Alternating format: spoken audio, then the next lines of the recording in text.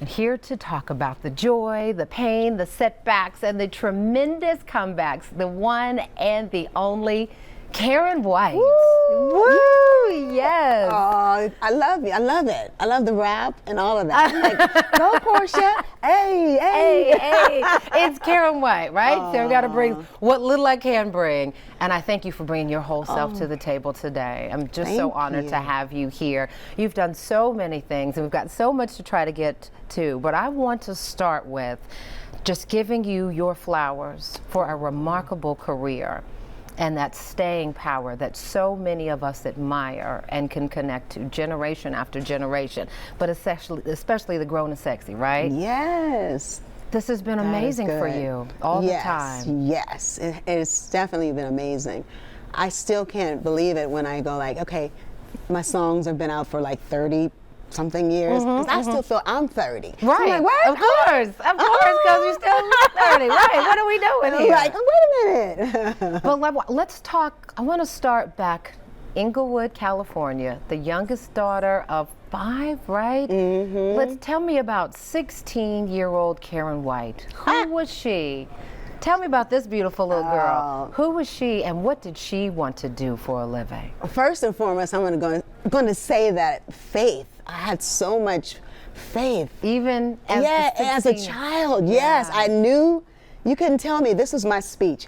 Valedictorian when I was in the 6th grade. I, Karyn White, will succeed. You couldn't tell me that it wasn't going to happen. You were manifesting before it was a hashtag and a thing. And I went to Frederick Price, who was my pastor at Ever Increasing Faith. So when I really tell you, I had more faith before I made it than after. That's interesting that you say more than after, because that's when the faith gets tested, right? Exactly. Especially in a career as successful as yours, right? And the stardom and the people you were around and the work you were doing, right?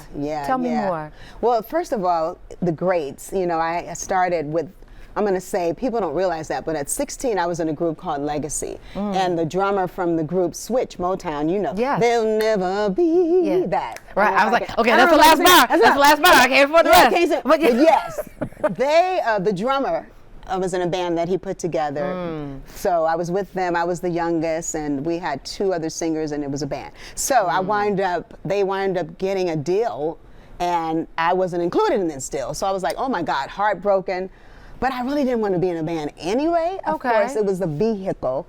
And God works in mysterious ways, and we know this. And so from then, Don Cornelius and O'Brien at the time, I worked with him and did background singing. And then that led me to Stephanie Mills. I wrote a song for her, co-wrote a song, saved up the money from the demo tape. And finally, Warner Brothers heard it and offered me a deal with Jeff Lorber, who is a fusion artist. You know who Jeff is? Yep, absolutely. Yes. Yes. So these are the facts. It is so hard not being able to sing on this show. But yes, indeed. And so toured with Jeff Lorber, and with the song, I think it did top 20, and I was able to get a deal, and that was the beginning. Right.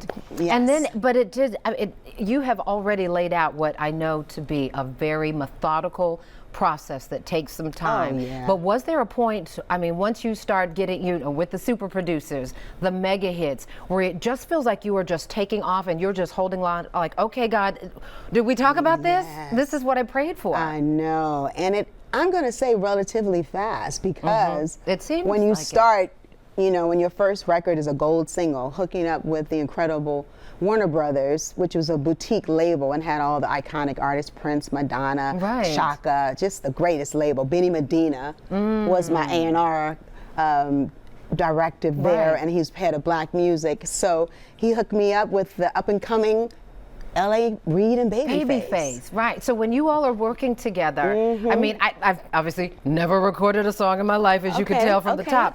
But when you're in that moment, I hear so many times it feels magical. Like, did you know that you were creating something that was really going to stick, or were you just like, all right, take 1, take 2, all right, this is it?